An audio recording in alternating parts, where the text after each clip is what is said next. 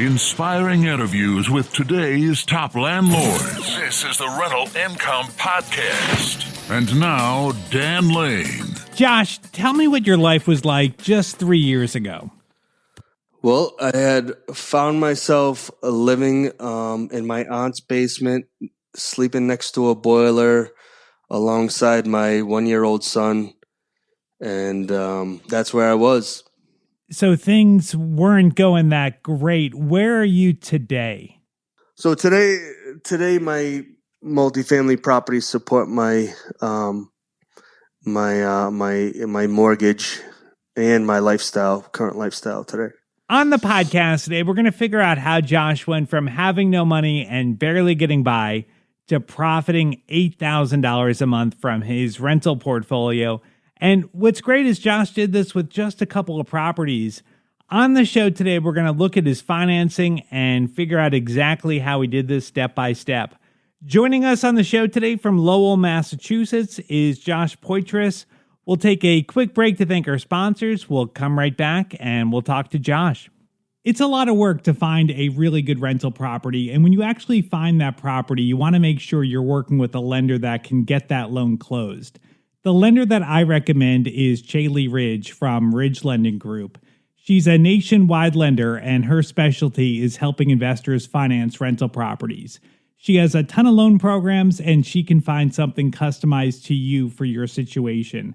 If you want to find out more or you're ready to get started today, just go to ridgelendinggroup.com. That's RIDGE lendinggroup.com, NMLS 42056. Rental Income Podcast. Josh, let's start off talking about your portfolio. What does your portfolio look like? Today my portfolio is made up, it's 5 buildings, 17 units. 9 of the units are from my hometown, and the other units, the leftover units, are in a more affordable town in Western Massachusetts. So today, cash flow wise, about how much profit do your rentals generate every month? I net about $8,000 a month after all expenses and mortgages. I mean, that's incredible. Like in 3 years' time, you went from being in a really good spot, a really bad spot, to today you being in a great spot. So I want to figure out how you did this and kind of walk through your story, but let's figure out what you're buying. What are the neighborhoods like that you're buying in? Well, my first few properties, I did it through house hacking, and I bought in a neighborhood where, I work my W-2 job for the city of Lowell, Massachusetts. So I ended up buying property. The opportunities that were afforded to me were in Lowell, Massachusetts. And so I bought, honestly, the neighborhoods are not known to be the best neighborhoods. Okay, so are they bad neighborhoods? They're not super bad. They're like, they're lower income neighborhoods. Okay. All right, so you're buying lower income properties. Are they Section 8? Yeah, a lot of them are. About half are Section 8 properties. Okay. So, I mean, that makes it easy for you. You don't have to worry about rent collection. You just have to find a property, get it up and running, deal with any maintenance stuff, but the money is guaranteed. So are the properties fixer-upper properties, or are you buying more turnkey properties? Well, they were livable at the time. Of course, I was house hacking with federally backed loans, so they were livable properties. They weren't the best looking properties, but they were able to get market rents. Okay. And I made a few improvements here and there. Most of the renovation that had to take place on my first property was a lead renovation loan. Okay. So you said 17 units? Mm-hmm. And how many buildings is that? 5 buildings. 5 buildings. Okay. So do you have a lot of like duplexes, 3 units, 4 units? I like the 4 families with a lot of bedrooms. So I started with that, but then I had the opportunities that were afforded me that just ended up working out. So a 3-family worked out, and a 2-family actually ended up somehow working out. And then now I'm back to buying 4, four unit buildings with high bedroom counts. Okay. And you like the high bedroom? Is that just because you can get more rent, or they're easier to rent? Inherently, they get more rent. And Section 8 pays by the bedroom. They don't really care how. They're not going to be picky about how big the bedroom is. If it's a bedroom, they're going to pay you that bedroom rent. Mm. So, in my two family, the 3 bedrooms, 2 of the bedrooms are smaller, but I get a 3-bedroom rent on it. You know what I mean? So 3-bedroom rents just come in higher. Okay. Well, let's talk about how you did this. So tell me about your first property. How did you come up with the money? So it sounded like you were almost broke when you were getting started. How did you get the money to buy your first property? So it's a VA loan, so it was 0% down. And the deal came from networking. So it was an off-market deal. And so I was on good terms with the seller, and he honored a lower deposit. So I only gave a deposit of I think $1,000 for the whole deal. Wow. Got me to closing. Seller was super generous to me, and got me to closing. And I think I only needed like a couple $1,000 more to close for some reason, because the VA loan is 0% down, and then I do have disability from the VA, so I didn't have to pay that 1% VA fee. And how many units was this property? 4 units. 4 units. Okay. And you were house hacking. So you were living in one of the units. Was it just a straight break even, or were you making any money on that? I was at first, for the most part, breaking even, but raised the rents up. I picked the worst unit. So I think I picked the worst unit. And so I was kind of breaking even. All right, kind of breaking even, but I think that probably comes out as a win that now you're out of your aunt's basement and you're saving the money that you were paying her in rent. So right. You're coming out ahead. Now, getting to the next property, how did you do that? Because I feel like that first property being a VA loan, very small earnest money deposit, like you got into that. That makes sense. But how did you get into your second property? So it was kind of a very happy-go-lucky moment. And it actually ended up turning out to be some kind of strategy that, I can use as one of my tools in my toolbox. But the first property I bought with the VA loan had chipping lead everywhere. I don't think there was 1 square inch that was not chipping on the exterior siding. And I didn't think I was going to be able to put it through the VA loan. But the VA loan appraiser said you can just do a subject to close, which is basically meaning, money will be held back at closing, and the seller will have to make the repair. And then once the repair is made after closing, the seller's money will be released to him. Now, the property appraised low enough where me and the seller could renegotiate the price higher. So I got a contractor to go out, get me a number. They hold back 1.5%.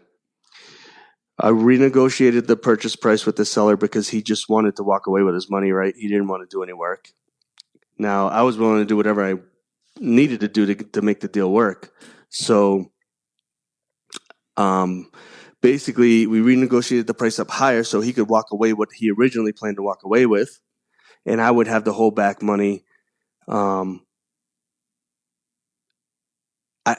After I would have gotten the job done, he would be in agreement with me to release the holdback money to me.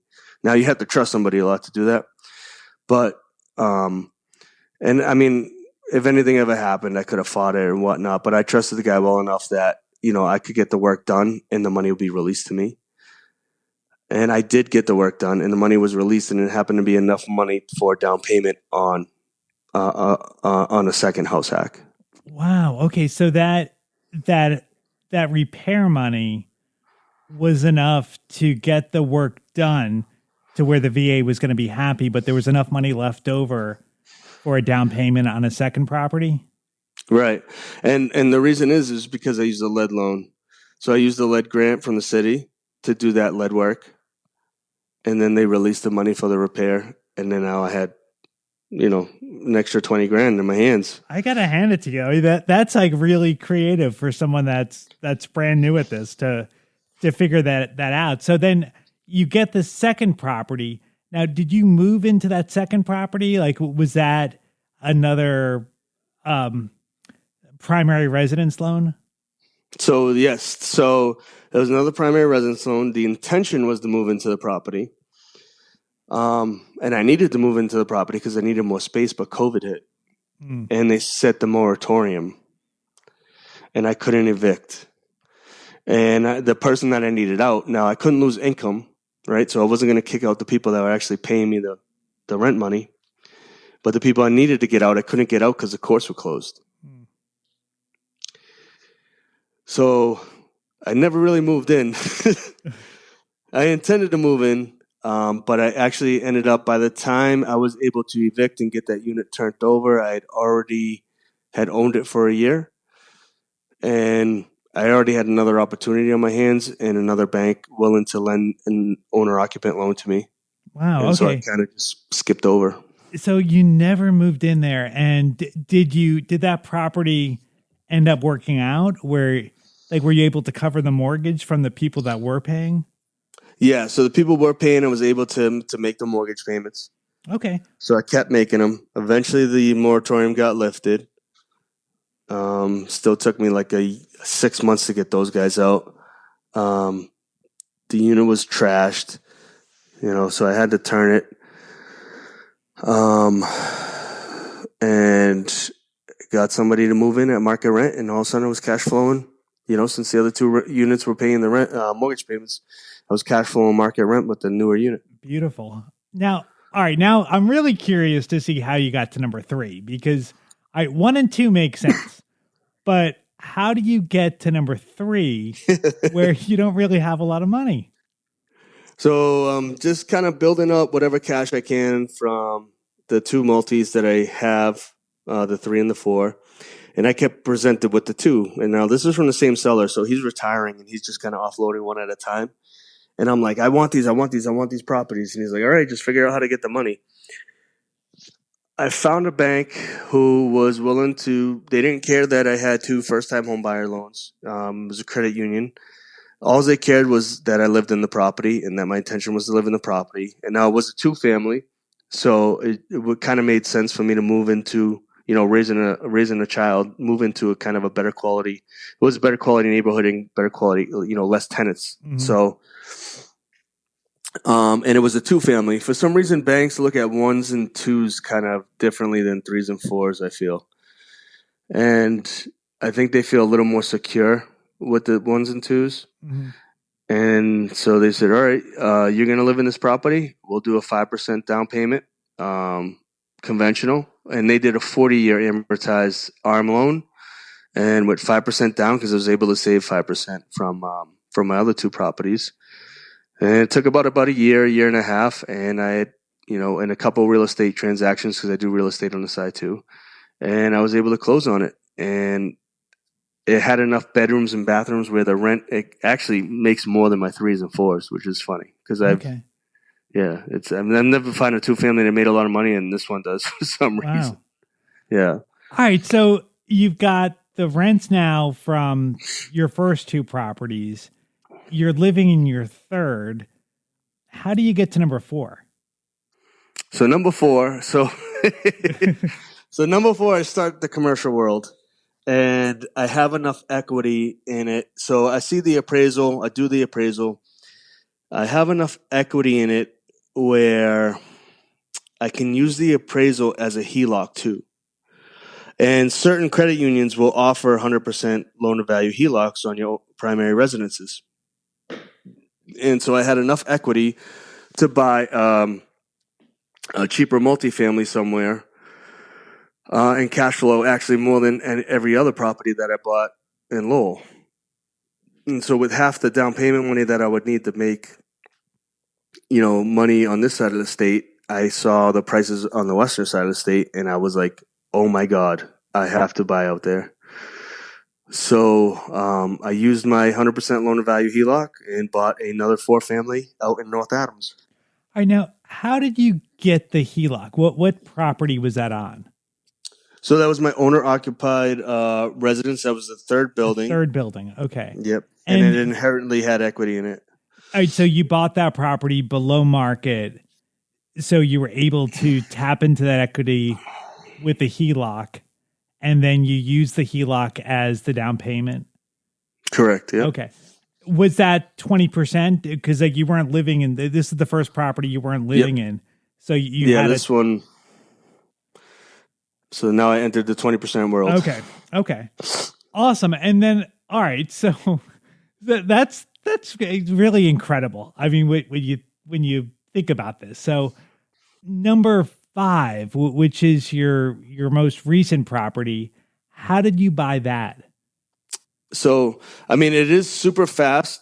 I went through them all super fast, so I would definitely be aware, because all of a sudden, you realize you're stabilizing way too much property at one time, and especially with someone with no kind of real financial backing yet. Mm-hmm. But eventually I got them all stabilized and all the market rents, and now I was cash flowing. And I had closed a couple real estate deals, and the prices out in North Adams were still affordable. Super affordable. And I'm like, dude, look at, I was hosting a meetup at that time. I still do. And I just partnered with someone. I was like, look at this 4-family. I'm like, this is a 4-family for $250,000. How do you not buy it? Mm. And they were like, yeah, I mean, that makes total sense. And so we went halves on it, partnered up, and bought our second one. So I joint ventured it. All right. So you put in half the money, your partner put in half the money, and your money came from the rents and from the real estate commissions that you're making from doing real estate on the side. Right. Awesome. All right. Now, today, when you add up the total rent for all your properties, how much total rent do you bring in? Total revenue, I believe, was $23,000. $23,000, and then after your mortgages, repairs, vacancy, you've got about $8,500 a month. And now, tell me what you're doing with that money now. Well, so half of that money goes to support my current lifestyle, which is that now I live on a lake. So now my son and, when we have nothing to do, we go down to the lake beach, and I have a small boat. Sometimes we'll take the boat out. So basically half that month money, half of that passive income will support my lifestyle. So it'll support my mortgage payment, light bills, gas bill, anything to do with living, my car payment. So you're out of house hacking now. You bought a lake house? Yep. I can no longer house hack, but wow. I mean, I can house hack. I know how to do it, but yeah, I'm getting older now, and I enjoy where I live, and I enjoy no headaches. So, man, I mean, that's the way to do it. I mean, you paid your dues, you house hacked, you did what you had to do to buy the properties, and now you're reaping the benefits. Mm-hmm. How much equity do you think you've created in buying all your rentals? So the market has shot through the roof since COVID. So I am at approximately $800,000. $800,000 in equity, $8,500 a month in cash flow. You have come a long way in 3 years. I think if I really, really buckled down, sold everything, and I think I could get it to cross $1 million. What a great story. It really shows the power of real estate. It's really great what Josh was able to accomplish in just 3 years' time. If anybody wants to reach out to Josh, I've got his contact information on the website. You can find it at rentalincomepodcast.com/episode 452. I'd like to thank Chaley Ridge from Ridge Lending Group for sponsoring today's episode. If you're looking to buy a rental property, whether you're just getting started or you want to add to your portfolio, reach out to Chaley. She's a nationwide lender. She has a ton of different loan programs, and she can find something that'll work for you in your situation. If you want to find out more or talk to Shaylee personally, just go to ridgelendinggroup.com, NMLS 42056. Thank you so much for checking out the podcast today. Make sure you hit that follow button. I put out a new episode every single Tuesday, and if you're following the show, you'll get notified as soon as the next episode comes out. My name is Dan Lane, and this has been the Rental Income Podcast.